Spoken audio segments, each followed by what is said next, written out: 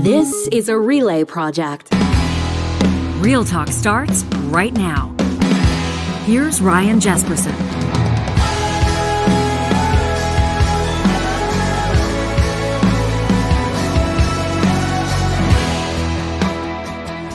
Friends, we welcome you to Real Talk on this March 17th on the St. Patrick's Day morning. As you may expect, if you're catching this podcast or streaming this YouTube episode from the city of Edmonton, or anywhere in Canada for that matter, we've changed our editorial plan today. Out of the gates yesterday on Thursday's episode, we had just learned about the tragic shootings, the tragic murders of two Edmonton police officers. We didn't have any details. We knew where the general area was, that it had occurred. We knew that there had been fatalities. We knew that it had been a domestic call that the officers had responded to, but that was about it. Today, we know more. We know their names. Constable Travis Jordan, 35 years of age. Constable Brett Ryan, 30 years of age. Both of them Edmonton police officers for more than 5 years. Constable Jordan serving for 8.5. Constable Ryan, 5.5. Both of them invested community members, and not just in policing. Brothers, friends, husbands, a father-to-be. Today, we'll get to know them a little bit more. Today, we're going to meet a real talker who's served with the RCMP and who's experienced loss like this on an unimaginable front, 3 different occasions. I'm going to introduce you to John Kirkman in just a second. And we've canceled our political roundtable for today. We'll bring them back another Friday here on the show, but today's Real Talk roundtable presented by Urban Timber is going to be 3 friends of mine, because I figured that this show should do what Canadians are doing when they learn about public servants that lose their lives in the line of duty. They talk to their friends. They get together. They share their thoughts and their feelings. And if this show's not doing that, then this show's not doing its job.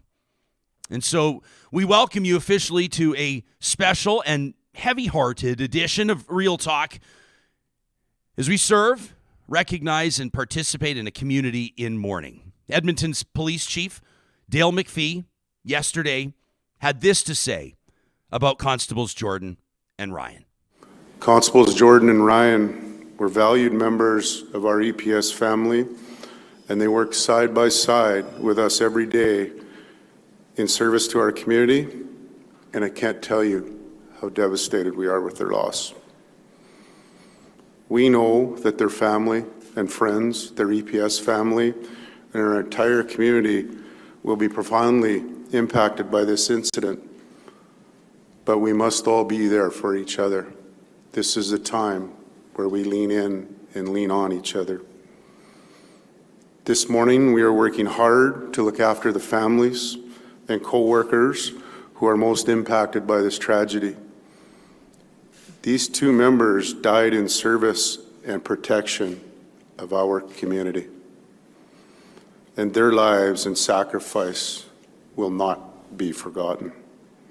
That was Edmonton Police Chief Dale McPhee yesterday. This morning, we're joined by a former RCMP officer. He's a member of the Real Talk community, and he's making his debut on the show today, John Kirkman. I'm grateful that you've made the trip into studio to join me. Thank you for that. Yeah, thank you for asking me. I'm truly humbled by it, to be honest. Yeah. You reached out, and you and I have known each other personally for a little bit. Yeah. But not too well. No, just And acquaintances, but talking here and there, yeah. I didn't know about the details of your service, which have included loss in Mayerthorpe, in Wetaskiwin, and in St. Albert. And I'm grateful that you're here to talk about that. Can you tell us, just as a former law enforcement officer, generally speaking, your first thought or how you processed the news yesterday when we heard about the loss of Constables Jordan and Ryan? I mean, people say gut punch, and it's a little bit cliche, but it is. I mean, it kind of takes your breath away. You feel it like an iron ball in the pit of your stomach. It just twists you, and immediately you start looking at your Twitter and your social media and checking your text messages and seeing what people are talking about.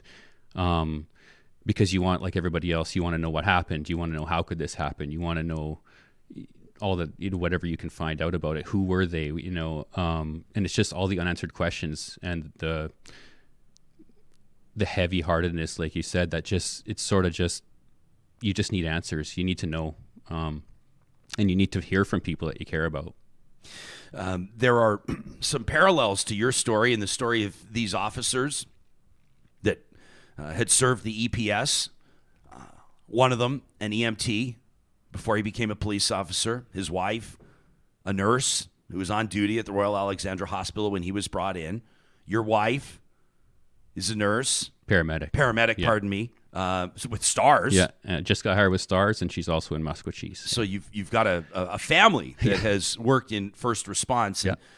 Are families that work in first response, or families that include members who are first responders, wired a little bit differently, do you think, with their perspective? We talked yesterday about the inherent risks of a job like this and how difficult not it just must be to have a job where you go to work every day not knowing what you'll encounter, but if it's your husband or your wife or your son or your daughter, your mom or your dad that's doing that. It's a family that walks miles in boots that most people can't really understand. Yeah, so it's kind of a double-edged sword, because on one hand, you have someone there who understands what you went through that day. And, if your husband or wife or significant other doesn't do the job and you try to explain to them or try to shield them from what you do, you don't really have that connection. But when you do have that connection with your spouse or significant other, you can dump on them. You can let them know what happened during the day, and they really understand it. They get it. But on the other hand, then you also know what they're exposed to during the day. You know the dangers they're going into. You know the risks they have. You know that they might not come home. So it's a blessing and a curse at the same time. 2 weeks ago today, we observed the 18th mark, the 18th year anniversary of that Mayerthorpe tragedy. I can't believe it was 18 years ago already. I remember where I was. I was starting my media career in Red Deer, not too far from Mayerthorpe. I remember the police scanner going off. I remember news crews mobilizing. We remember vehicles from RCMP K Division in Edmonton whizzing down the highway to make their way there. 18 years ago, right around this time, you were a paramedic. EMT, yeah. An EMT in Mayerthorpe. EMS supervisor out there, yeah. And you were friends with the RCMP officers out there. Yeah, it's kind of a unique twist of fate I had with those guys. Constable Peter Sheeman and Leo Johnston. I should start that. I was in EMS there from like 99 to 05, and Peter started around the same time. So we kind of had this connection, both kind of new guys out there, and we kind of hit a bit of a bond. And when you're in a small community like that, it's a bit of an island. So the first responders kind of hang out with the other first responders. It's people you can kind of let your guard down around, you can trust. So you develop kind of a friendship and a bond. Sure. And he would always try to he'd say, come on, when are you joining our side? When are you joining the RCMP? I say, okay, I'll think about it. Eventually, I decided, you know what, I am going to join the RCMP. You guys both about the same age at that time, about 25-ish? Yeah, so I decided to apply. Peter and Leo were actually two of my character references, and Peter would call me and say, how's the process going? What's going on?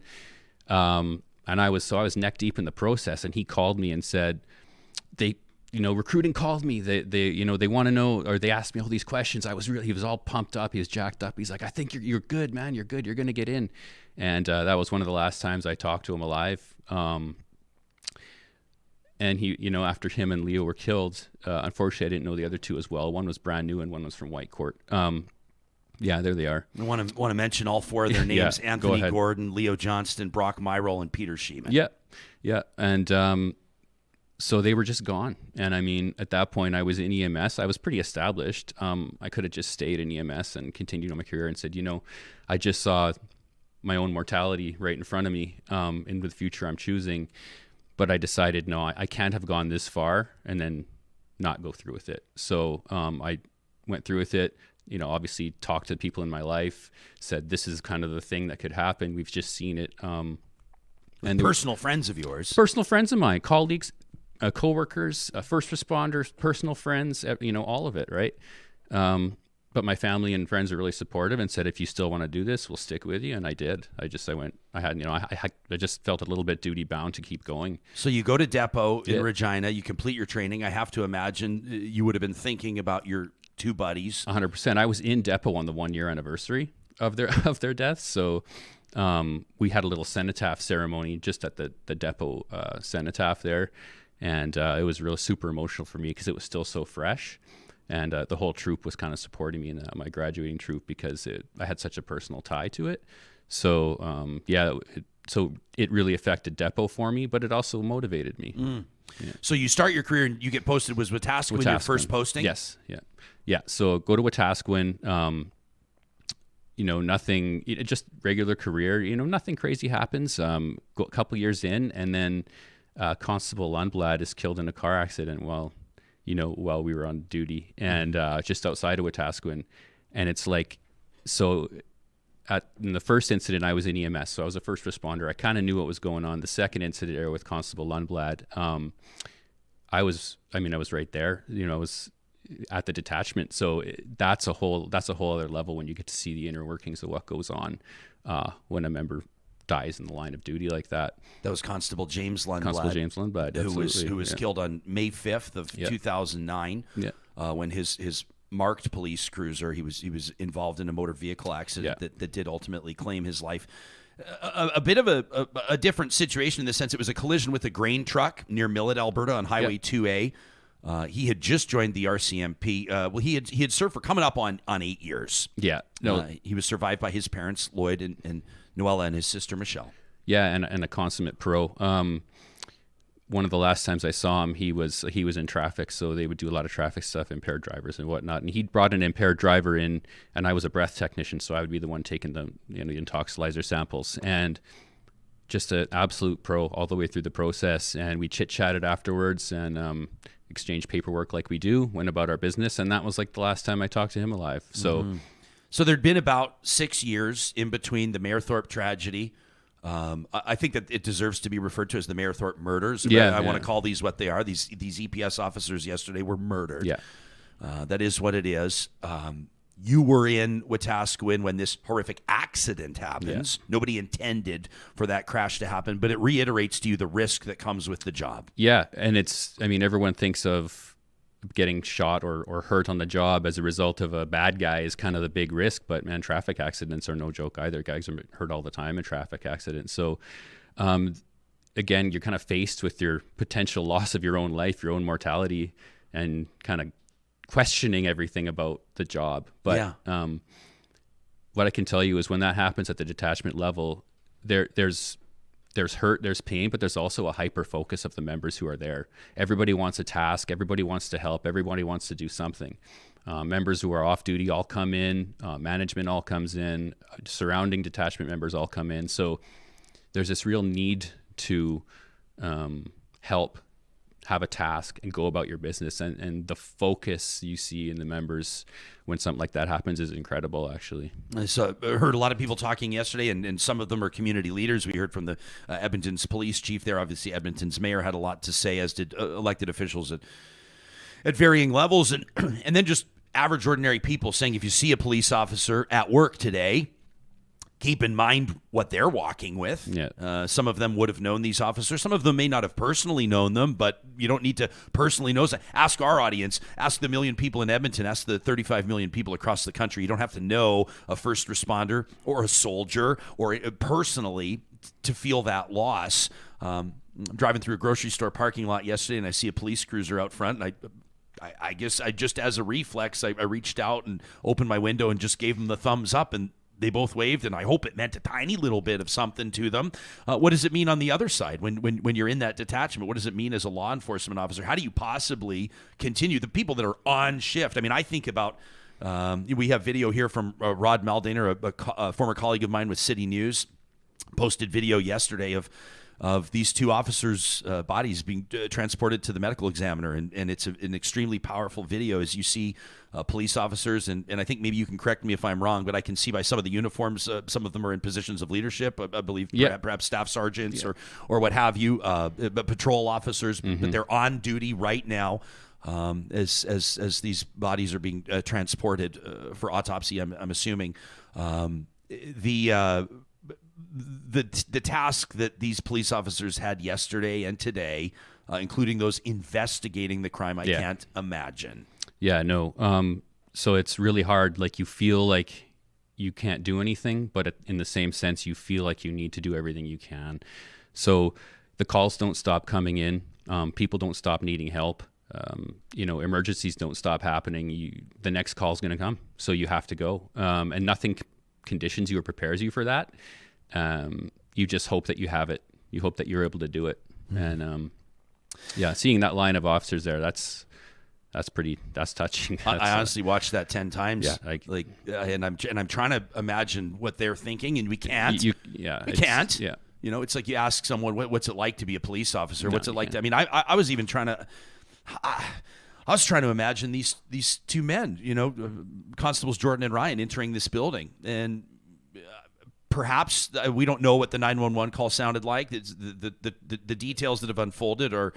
I mean, they're horrific. It was an incident, it sounds like, involving a 16-year-old, the suspect in this case, who also died by suicide, a 16-year-old kid. Yeah. His mother in hospital now with life-threatening injuries. I mean, I think of these two officers that enter this building, and on one hand, I don't know if they knew a firearm was involved. Potentially they did. We'll have more details as they become available. But also probably... the harsh reality is that it was maybe just another call. I mean, officers are responding to calls like this involving, I hate to say it, domestic violence, involving family violence, involving gun violence, gang violence, and everything else. Multiple times, I would imagine, every overnight or multiple times through the day, except for this one was different. Yeah, and you can go to some that sound really bad on the call information and get there and everything's calm. And you can go to ones that don't sound too bad. You maybe don't have very much information. Maybe just somebody heard some loud voices. Sure. Some loud voices, we'll go check it out. And sure enough, it's all hell breaking loose when you get there. So you just never really know. So you're in Wetaskiwin. Yeah. And then you are transferred? Transferred to St. Albert. To St. Albert. Yeah. How long were you in St. Albert before your colleague, Constable David Wynn, was shot and killed outside the Apex Casino? Less than a year. So at that point in my service, just between my wife and I, we had two young toddlers, and it was getting to be real hectic to run both of us running shift work full time. So I was in the process of sort of re-civilianizing myself. We decided that I would go be full-time dad and husband, and cool. It was just sort of when I was in that process that I'd gotten to know the people in St. Albert, and Dave was shot. So, I just couldn't believe it. I mean, like, how do you, like, the third time? I mean, I was pretty speechless. I mean, all I did was go into the detachment and say, what can I do? I mean, I know I'm not on the street anymore because I'm sort of transitioning out, but what can I do? And it's just like the first time it happened, you think it'll never happen again. The second time it happens, you think it'll never happen again. And then I'm on my way out and it happens again. I mean, I don't want to go to another memorial like that. I've been to the Mayerthorpe one, the one for James, and then the one for Dave. It's a lot. Did Constable Wynn's murder have anything to do? You had made the decision to leave already. Yeah, no, I was sort of transitioning out. I went from full active duty to desk to administrative duty, just doing things, paperwork duty, and then I was on my way out. So that, I mean, the question that you say, you walk into that detachment and you know what you're doing. This is your career. You've been in that career at that point for at least 10 years. A decade, right? About a decade. Yeah. So you knew the ins and outs of it, and you're asking, what can I do? There's like at least 1 million people right now wondering, what can they do now? And I saw some people on our street last night had the LED lights up on their roof line. Everybody, that had those had the blue lights on last night. I know that people are wearing the blue and black memorial ribbons. People are going to be tying ribbons to their car, saluting. I saw here on our YouTube live chat right now, somebody letting us know. Tracy says she saw a post about a couple of kids in the city of St. Albert. St. Albert knows all about this. Constable Wynn was killed not too long ago. I can't believe it was January of 2015. I remember that morning. I remember doing talk radio that morning. Those are the worst mornings when you have very limited detail. All you know is that there's a family that's forever shattered, and you're trying to make some sense of it, and this community's hurting. Tracy says, in St. Albert, a couple of kids waiting to cross the street yesterday. Police cruiser drove past them. The two kids saluted. She said, that's lovely of them. Good kids, good parents, says Tracy. I'm inclined to agree. These little shows of support, I would imagine, go a little bit of a ways, I hope. They do. Every time I've been around one of these things, there's always people coming in with flowers, coffee, food, just showing support for stuff, saying hi to you on the street. And they do make a difference. The one thing that I would like to see more is not that it has to take a tragedy to get that support from the public sometimes. We get a lot of support from the public after something horrific happens. And seems like the rest of the time we're can be the enemy at times of the public. I wanted to ask you about that, is that police are heavily scrutinized. Heavily. And for good reason. Yeah. Police need to be held accountable. Oh, yeah. And I don't feel like this is the time to get into it, but No. this show has talked about some of the issues in policing many times. And that doesn't mean that those issues go away. But at the same time, you're right. A profession that is heavily scrutinized is also heavily valued and appreciated. Yeah. And I mean, the men and women are just getting up every day trying to do the best they can. And sometimes it goes off the rails for them. And they should be held accountable, the ones that do horrific things too. But it also, when we feel that support from the public, it gives us a morale boost. And the last thing you need is low morale, because low morale, it leads to so many other problems in the detachment and in interactions with the community. Mm-hmm. If you go out on your shift feeling like the community already doesn't like you, it's going to be really hard to keep your professionalism up. But if you go out on your shift thinking that the people support me, I'm going to do the best I can, they know I'm going to do the best I can, and when you can feel that, it makes all the difference. But yeah, and we always feel it after a tragedy, after a shooting, after a car accident, after one of ours is killed in the line of duty. The support is crazy. Look on social media. Look everywhere right now. Yeah. Like you said, people saluting, people doing all that stuff. I would like to see that a little bit more when there isn't a tragedy, because it helps us. It really does. How old are your kids? Right now, they are 14 and 12. 14 and 12. So they were little guys when this happened. Yeah. Dad's a retired RCMP officer. Mom's a paramedic in Masquachese. And just got hired with Stars. Is going to be up in the air on the most serious calls that we receive in the province of Alberta with Stars Air Ambulance. Would you support your kids going into first response? 100%. Yeah, I'd support them no matter what they wanted to do. Your kid told you they wanted to be a cop. You'd be okay with it? Yeah. I think it would be a bit of an honor for me that they chose to do that, because that's what I chose to do. And I think I could give them some perspectives on what they might face. I mean, it's a different world policing now than it was even 20 years ago when I first started getting into the process. It's totally different. What's one thing that's really different?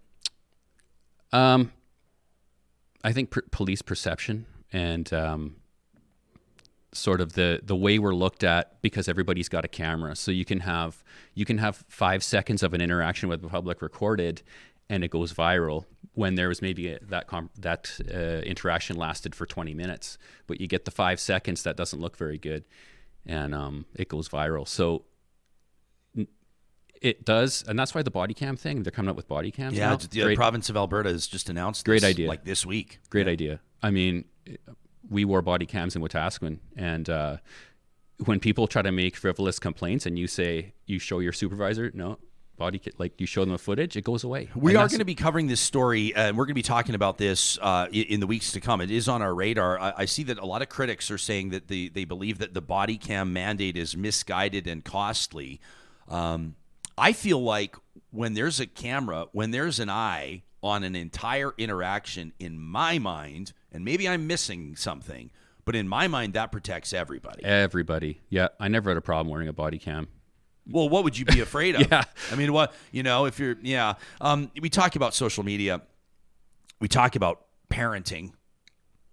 Brett Ryan's mom, Lori, and it's an open post. Real Talkers, if you'd like to go show your support to the Ryan family, of course, the Jordan family as well. But Lori Ryan lost her son, and she posted this just As we're saying this 17 hours ago, today we lost our youngest son in the line of duty with EPS. She says, no words can begin to explain how deep our sorrow and pain is. He served his community with pride and commitment. He loved his wife, his unborn baby, his brothers, and us, his parents. He loved all of his extended family and friends with EPS, EMS, and Edmonton Fire. We want to thank everyone who responded and came to Brett's aid today. The community, family, and friends had one of the best taken from us way too soon. She says, rest in peace, my son. We've been blessed to have you for the past 30 years. But today your loss is unbearable. And she posts these photos. Look at this proud young officer. Yeah. You know, look at this guy with his friends and family, his brothers. Look at this family. An unimaginable loss. Obviously a beloved officer, as we recognize both of them, Brett Ryan and Travis Jordan. John, I don't necessarily have the words to convey to you my appreciation, your willingness to talk about this. I don't even know what to say about the loss that you have processed over the course of your policing career, your public service career, but I'm grateful for it. And it really means a lot that you reached out to the show and that you were willing to talk about it today. Thank you for doing this. Yeah, I'm humbled and honored. And I'm just looking at that last post. One of the first text messages that I got yesterday was from my mom. And she said, you know, sending lots of hugs, hope you're doing okay. Because it never leaves, right? Yeah. It never leaves. That's John Kirkman, a great friend of this show and a former RCMP officer, 10 years of service with Canada's National Police Service. You can let us know what you think about what you're hearing today by sending us an email to talk@ryanjesperson.com. There is a service we'd like to let you know about with Alberta Health Services, Grieving Together. You can call anytime to 780-482-4357. And there's also an online chat that you can check out at distresscenter.com. We're going to convene our Real Talk Roundtable. It's a different roundtable than we told you we were going to do yesterday because the circumstances have called for it. And that's coming up in just a moment. Of course, this show happens because we have sponsors like our friends at Eden Landscaping that want to remind you, if your summer plan includes entertaining outside, but you've got an outdoor space that desperately needs an overhaul, Eden Landscaping is the one that we recommend. A custom landscape builder with more than 20 years of on-the-ground experience in Edmonton and area. Whether it's something relatively small, maybe you need some new fencing, maybe you want to bring in that artificial grass that your neighbors have that looks so good, or maybe it's a total overhaul. Eden Landscaping's up for the job. You can get that ball rolling today. Contact them online. That's Eden Landscaping at landscapeedmonton.ca. Friesen Brothers is ready for you this weekend at 16 different locations across the province of Alberta. Established in 1955, Friesen Brothers has been putting great food around family dinner tables for many, many years. And we wanted to let you know about a special they have today and today only. On March 17th, Friesen Brothers is running its traditional St. Patrick's Day meat sale. That's 20% off fresh Alberta beef, Alberta pork, Alberta chicken, and a lot more, including Banja's Smokehouse products, my personal favorites, and Banja's classic deli meats. You can get the details online at friesen.com. Complete Care Restoration is who we tapped on the shoulder to build this studio, and there were some interesting challenges. You know, when you're in a building that's 110 years old, not everything lines up perfectly. You get the odd water leak. We couldn't have that happening, and so we went to Complete Care because this is their business. You know, this is our only Real Talk sponsor that hopes that you never have to call them. But if you experience flood or fire damage, mold or asbestos removal discovered as a necessary step forward with your home or office renovation, we recommend wholeheartedly Complete Care Restoration. You can find them online today at completecarerestoration.ca. Don't forget, your insurance policy probably stipulates that you can choose who does the work, so you know who to take your work to. Hey, speaking of work, if you're a professional engineer and you're absolutely sick of your current situation, your employer doesn't value you, you maybe don't even really see a great deal of inspiration around you, maybe you're not realizing your own professional potential, you want to maximize that, can I ask you to take a couple of seconds to go check out apexautomation.ca? They are always hiring. That's no joke. It's why they've tripled their team in the last 3 years. Because more and more professional engineers and automation technologists are looking to Apex to get back their time and to contribute more. Apex puts people over profits, and you'll find the proof when you learn more about what they do at apexautomation.ca. And I also wanted to take a second to remind you that our friends at Urban Timber have a beautiful new West Edmonton studio that's open Saturdays from 10 to 4. If you're in the market for a new dining room table, maybe a family table, looking for end tables, coffee tables, maybe a boardroom table at the office, they are the ones that designed and built our beautiful Real Talk round table, and they'd love to do the same for you. You can go see them in West Edmonton. You can find the details on that location at urbantimber.ca or shop their showroom online, including that boxcar collection. It's worth a look. These are furniture pieces, one of a kind, that are constructed from the boxcar planks. Yeah, that's right. These planks that rode the rails across the country for millions of kilometers, they're scuffed and banged up. It gives them that character. Of course, they're cleaned up and treated with food-safe materials, so you'll have a table that'll be the envy of the entire neighborhood. That's Urban Timber Reclaimed Wood. Our Real Talk roundtables are presented by our friends at Urban Timber. And we told you as we wrapped the show yesterday that we were going to be talking politics today. We've had that plan in the books for a while. We were going to bring in political commentators from British Columbia, from Ontario, but it just didn't feel right. When a community experiences a tragic loss, people come together. They call their friends and their family, and they talk about it. And that's what we wanted to do today. If you're a longtime listener or a viewer of this show, you know about our group chat roundtable. These are people who participate in a group chat. I'm part of it nearly every single day, sometimes talking about frivolous things and sometimes talking about things that are deadly serious. I trust these people all the way through, and I really respect their perspectives. And it's an honor to welcome on short notice around the Real Talk Roundtable the CEO of the YWCA of Edmonton, Katherine O'Neill, former journalist with the Globe and Mail, lawyer Harman Kandola, and political strategist Jarrett Campbell. Thank you all for being here today.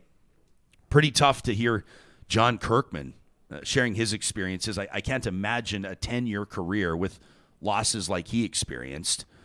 Katherine, you were a journalist back when that Mayerthorpe tragedy unfolded, and you were assigned to that story. Yeah, it was a very difficult day, and yesterday's news brought back a lot of memories of being up in Mayerthorpe. I was one of the first reporters to the scene when we thought it was a hostage-taking situation, and then, there when we found out that these 4 police officers had been killed, it stays with you. When he talked about, the families that are involved, the parents, the spouses, etc., that all those memories flooded back.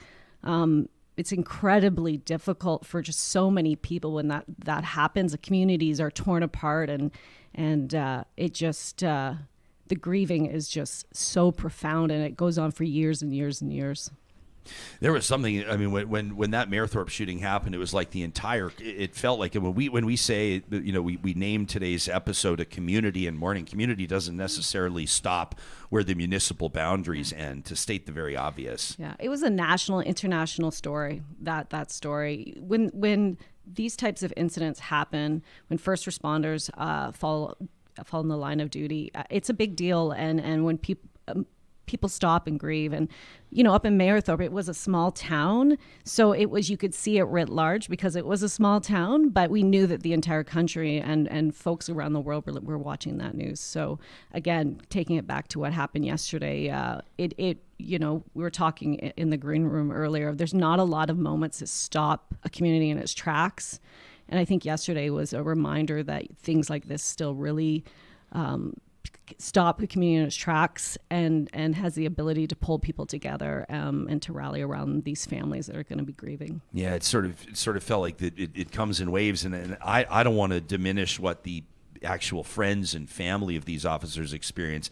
I didn't know these 2 men. I didn't know Travis Jordan or Brett Ryan personally. Who knows if we ever passed them in the street? I mean, the shooting, the killings occurred just blocks from our house, quite honestly. So that was something that made it feel a little bit more visceral, but nothing like what their friends or family are experiencing. But at first you hear, Jarrett, that 2 police officers have been killed.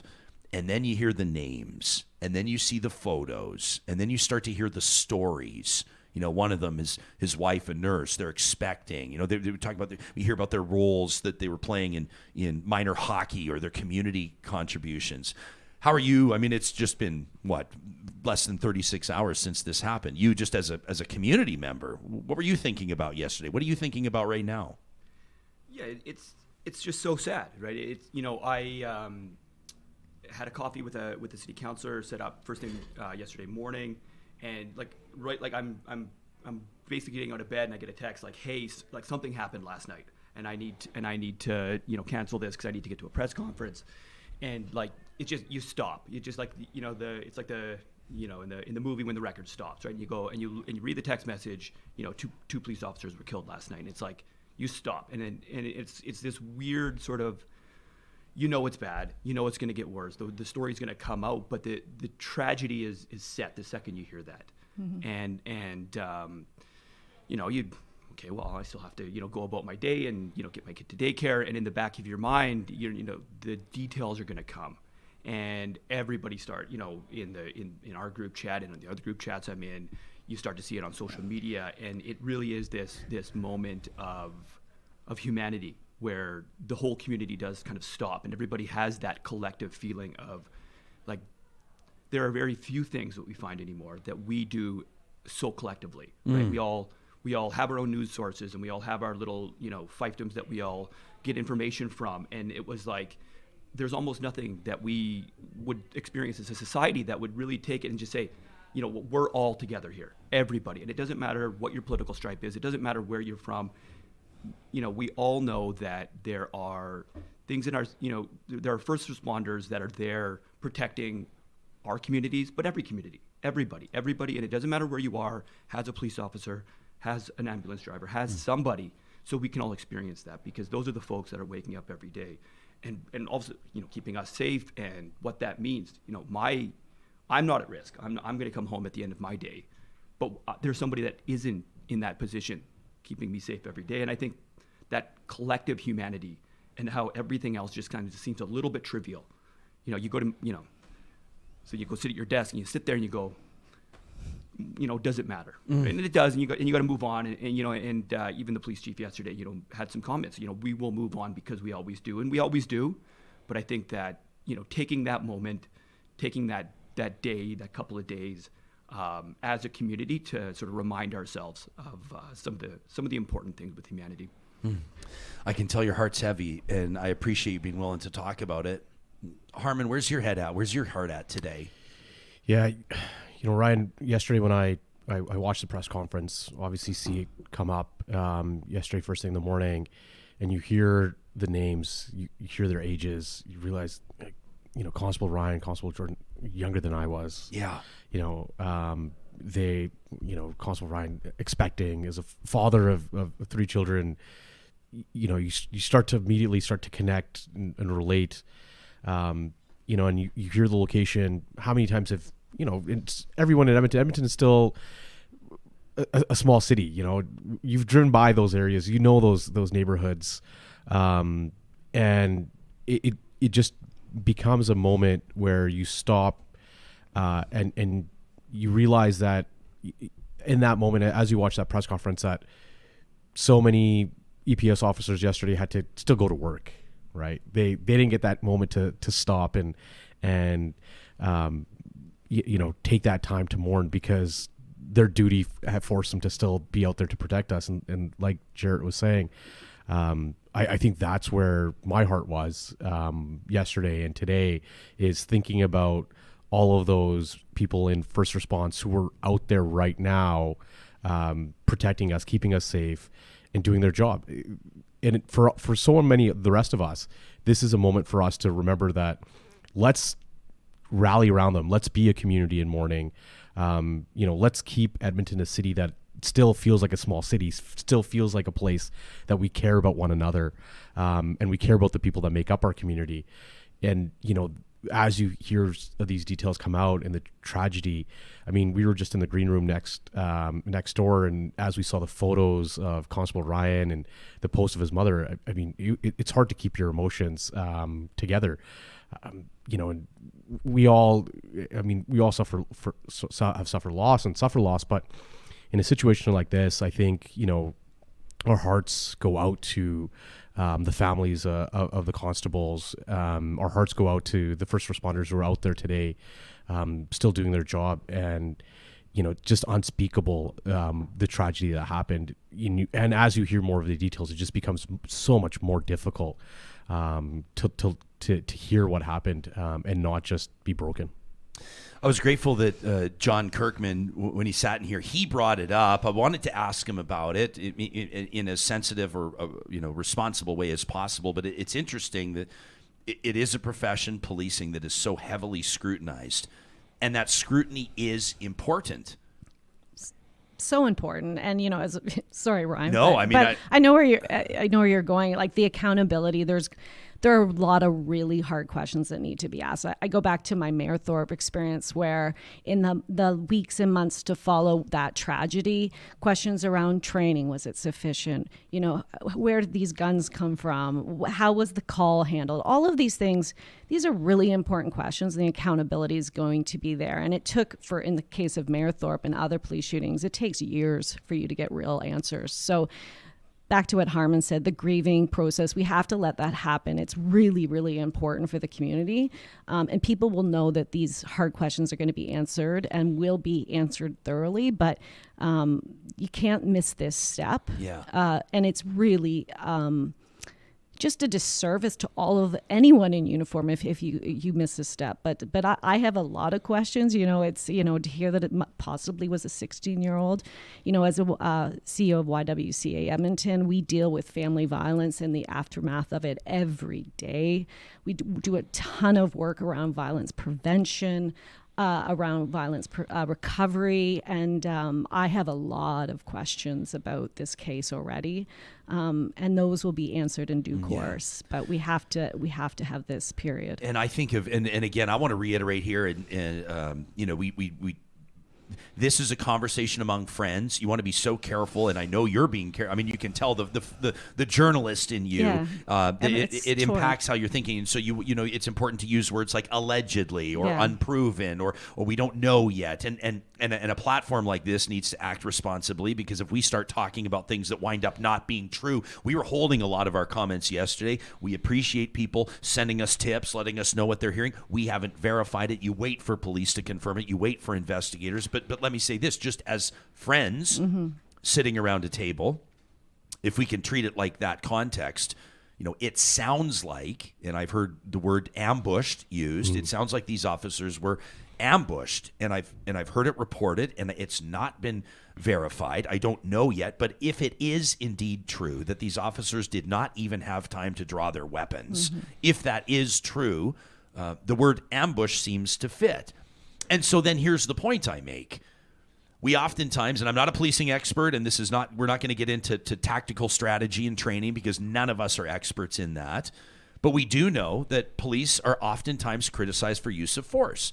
And I am not dismissing those criticisms. And it's important to talk about that. But in a situation like this, had the officers entered that apartment building with guns drawn, potentially they wouldn't be dead. However, if the situation did not call for it, if there wasn't a firearm involved, or if they didn't have their lives at risk, because hindsight's 20/20, and they did enter with guns drawn, people might go, what the hell are you doing with your guns drawn? And these are the types of situations where I don't think as civilians we can really understand what that job entails. Yeah, those are all really good questions. In the case of Mayerthorpe, it ended up, it was an ambush. And so there were a lot of learnings around training and just how you treat different situations when you're a police. And there is extensive training, but it could always be better. And so again, when you hear potentially this was an ambush, the fact that there was a gun involved, the fact it was a minor, was this a semi-automatic? Where would a gun like that come from? Like, there are just so many questions that as a community, we all need to have answered. And first and foremost for the police, because we can never have something like this happen again. So for police safety and for them to go every day to do their job, the learnings from this will be very, very important. And there will be inquests, there will be many public accountings of what happened. And so, I had the exact same question, how, Why were the guns not drawn? What was the call like? All of those things. We'll know these answers soon. Yeah. And in due course. I hope this question doesn't come across as tacky, but when I think of a situation like this, I wonder about what this does to young people that are maybe considering a career in policing. I thought it was interesting to talk to John Kirkman and pick his brain. I asked him, I know you heard in the green room, I said, your kids, your teenagers, if they wanted to go into policing, would you support them? He says, absolutely. And you kind of wonder, with everything that job entails now and everything that's involved and the risks that are inherent. I mean, we could ask the same about members of our armed forces. I don't know, maybe police, we don't need to compare it, but maybe police encounter more danger on a day-to-day basis, but then members of our armed forces enter scenarios internationally that are just, we've encountered training accidents, and there's all kinds of things. Journalists have been killed, and obviously we think of former colleagues that Michelle. I wonder about the future of policing and what something like this does. I bet you, though, also that it strengthens the resolve of some people that are considering that career, that recognize the need for men and women to go to work every single day in service of their community. Well, and you heard John talk about how the context of being a police officer has changed as well. And he brings up that additional scrutiny. He brings up, social media. He brings up issues. And I think it's a moment for us to remember that, having empathy towards the people who put their lives on the line every single day is so important when we talk about these issues. Even in the past, it was a conversation that Jarrett and I were having, that my frustration with so much of the conversation around, police accountability in the past in the city of Edmonton has been about the vilification of police. It's there in that photo of Constable Ryan's mother putting up her post reminds people that every single one of them is someone's child, right? Someone's son or daughter who's putting their life on the line.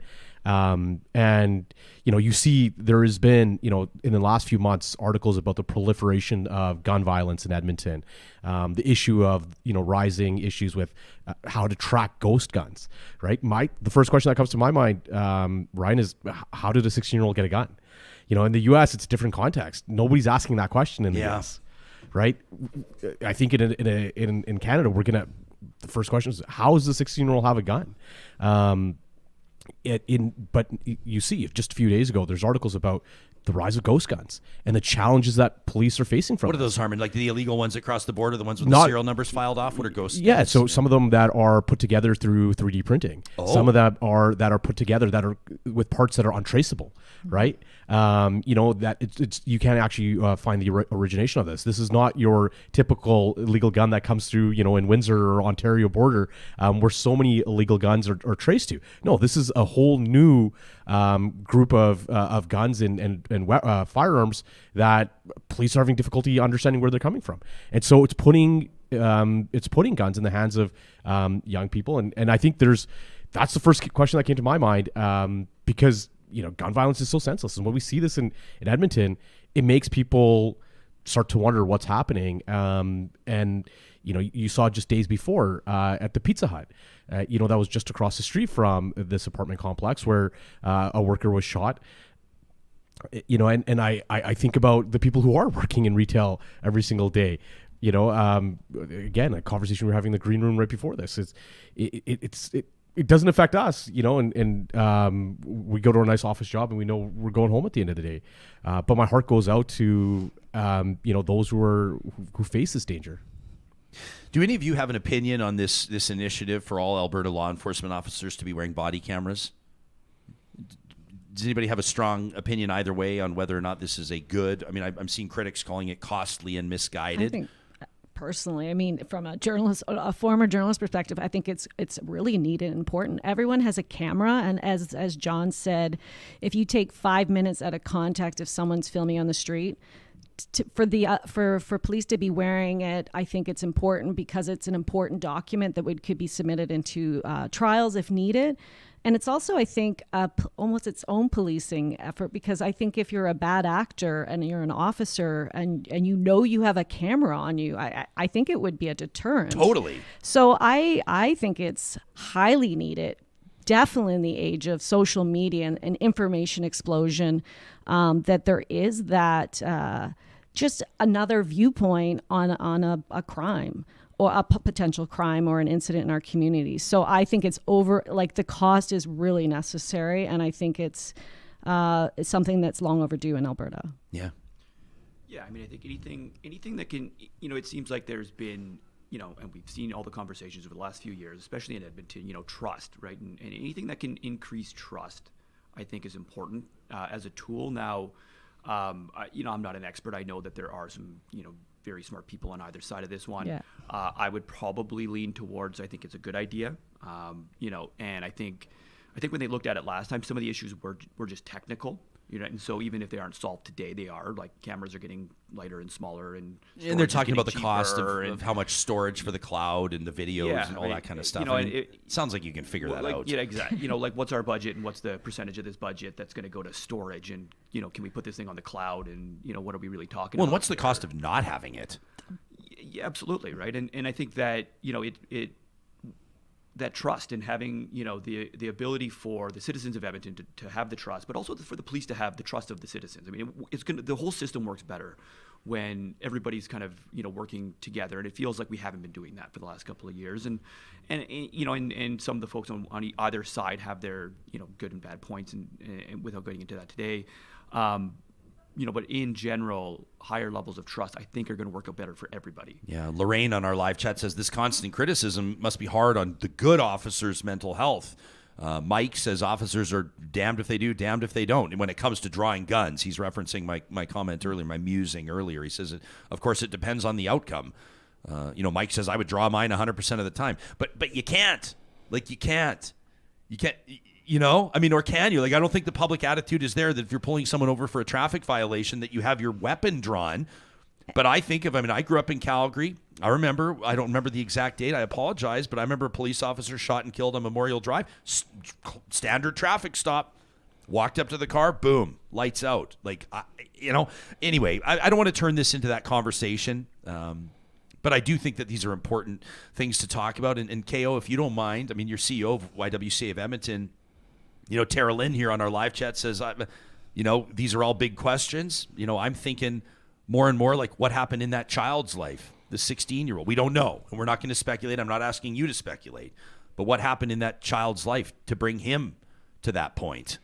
Exactly. And those are those questions I'm asking myself, and our team at the Y is asking right now, because family violence, and particularly since COVID, and there's a lot going on in our community. There's a lot of pain in our community. We're seeing it on the daily. We do counseling services for folks. We have affordable, often free mental health supports for folks leaving family violence, domestic violence. And we're seeing really severe cases right now. We are seeing cases really, really severe, a lot of trauma, and just a lot of pain. And there's a lot of root causes, intergenerational trauma, the poverty, et cetera, et cetera. And I'm always that person who's, what's the systemic changes we can be making in our community?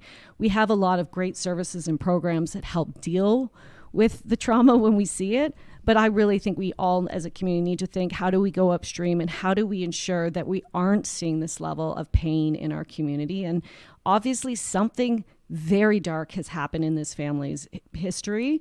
And again, we will learn a lot more in the coming weeks and months to come, but we can't just look at it from this isolated incident perspective. We have to look at those root causes that I said, and really, really invest in how we confront those issues. I want to thank the three of you. Typically, when we get together, we would talk some politics and we talk maybe some silliness as well. But it's just today feels a little bit different. And I just needed three people that I care about and I trust to just sit around the table with me. And quite frankly, to my heart's in my throat too, and to debrief what we heard from John and about his career in service as an officer and someone who's experienced loss. And I just really appreciate the three of you. I appreciate your willingness to do this on short notice and to talk about something that, although we did not know these officers personally, still feels so personal. Mm-hmm. It's a loss that's being experienced by the entire community. These are my dear friends, Jarrett Campbell, Harman Kandola, and Katherine O'Neill, members of our private group chat, who are willing to go on the record every once in a while with the group chat roundtable. Much love to the three of you, and have a weekend hugging your loved ones. Much love, Ryan. Absolutely. You got it. This conversation is presented, of course, by our friends at Urban Timber, who sponsor the Real Talk Roundtable every week. We've also got other valued sponsors who make sure that this show continues week in and week out. And that includes the family-owned business that is Park Power, your friendly local utilities provider. If your family is one of the millions of families across the country right now that's trying to tighten the purse strings, is trying to stretch the dollars further, take 2 minutes this weekend and check out parkpower.ca, where you can compare rates on electricity, natural gas, and internet. I can virtually guarantee that you're going to pay less for these utilities with Park Power than you will anywhere else. It doesn't cost to change over. And also, when you sign up with Park Power, if you find for whatever reason that you want to take your business elsewhere, you're never locked into the contract. That's how confident they are in their business. The promo code REALTALK23 is going to knock $50 off your first bill for every service you sign up for. It's a bundling promo code. So that means if you bring your electricity, natural gas, and internet business over to Park Power, $150 knocked off your first bill with the promo code REALTALK23 at parkpower.ca. It also makes sense to get solar panels up on your roof with Kubi Renewable Energy. They're the busiest and most reputable solar installer in Western Canada. They actually have a partnership with Park Power. It's the Solar Club. So in the summer months when the sun is shining late into the evening and your solar power system is generating more power than you need, these two companies collaborate to make sure that you're getting as much money back as possible, more than the big guys are going to pay you. Why go with solar? Well, it of course increases the supply of renewable energy to your city. It increases the value of your property. You have energy independence when rates fluctuate, right? And of course, the environmental benefits are obvious. You can get your free quote today. Learn more about that Canada Greener Homes Grant. Interest-free loans to get solar up on your roof at kubienergy.ca. If you're looking for a quick bite this weekend, could we recommend the Dairy Queens of Northwest Edmonton and Sherwood Park? Their classic lineup, the signature stack burgers at the Dairy Queens in Palisades, Nemeo, Newcastle, Westmount, and Baseline Road include my personal favorite. That's the Bacon 2-Cheese Deluxe. Of course, if you like a little more spice in your life, there's the Flamethrower signature stack burger. If onion rings are your thing, the Loaded Steakhouse signature stack burger is your go-to. And of course, the Mushroom Cheeseburger, the signature stack burger for mushroom lovers at the Dairy Queens of Northwest Edmonton and Sherwood Park. Friends, can I keep it real with you? It feels weird to do trash talk this week. It feels weird to blow off steam and put on my monster truck voice and feign anger for the purposes of comedy and to read what you're all ticked off about. But there's one here that might allow us to just sort of blow off a little steam. You know, we had one submission about policing. I'm not going to read that this week. We had a couple about politics. We can read that in weeks to come. They'll age well. But there's one here about affordable tuition and the cost of post-secondary. And sometimes it feels good to just turn the channel for a little bit. Sometimes it feels good to vent a little bit and to express ourselves. And so I'm going to go ahead with it, with your permission. It's a tradition every Friday, and it's presented by our friends at Local Environmental Services. It's a tradition we call Trash Talk. All right, this one's from Jocelyne, who writes in as the frustrated parent of an adult student. She says, Nate, right here in Edmonton, in its infinite wisdom, has decided to transition to a BYOD. That's a Bring Your Own Digital for their digital marketing and IT program. It's one of the most technology-centric programs, but you got to bring your own digital. She says tuition fees are going up by, again, approximately 6% this fall. Computers being pulled from the classroom.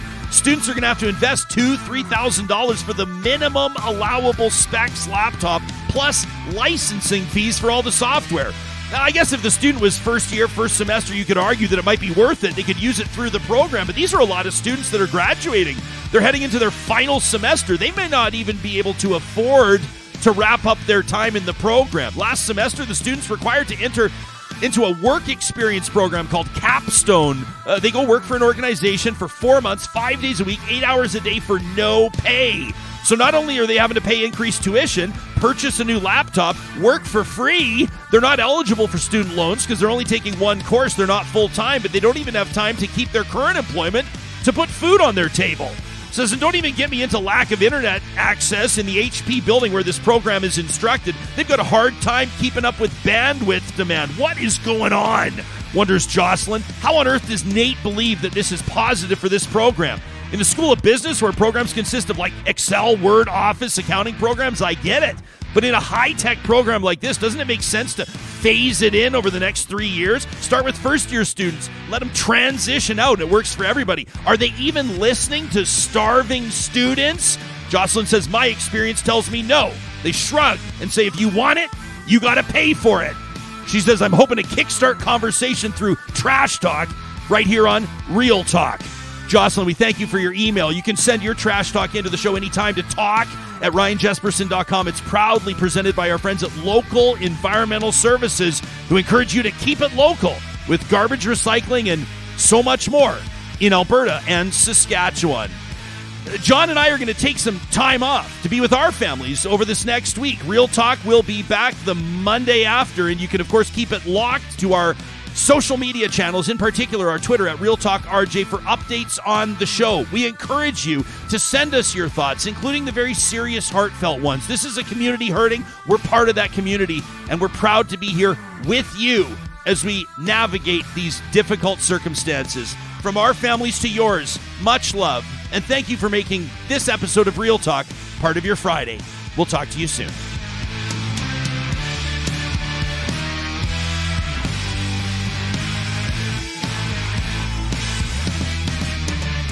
Real Talk is hosted by Ryan Jesperson, executive producer Josh Dunford, technical producer John Hicks, general manager Katie Cook-Chivers, account coordinator Lawrence Derlego, human resources Lena Shepard, website design Mike Johnston, voiceover by me, Carrie Skelton. Real Talk's editorial board is Supriya Dwivedi, Ahmed Ali, Brandy Morin, Ann Castleman, Corey Hogan, Harman Kandola, Katherine O'Neill, and Chris Henderson. Member Emerita, Julie Rohr. Real Talk is recorded in Edmonton, Alberta on Treaty 6 territory, the traditional and ancestral territory of the Cree, Dene, Blackfoot, Saulteaux, and Nakota Sioux, home to the Métis settlements and the Métis Nation of Alberta. Real Talk is a relay project. For more, check out ryanjesperson.com.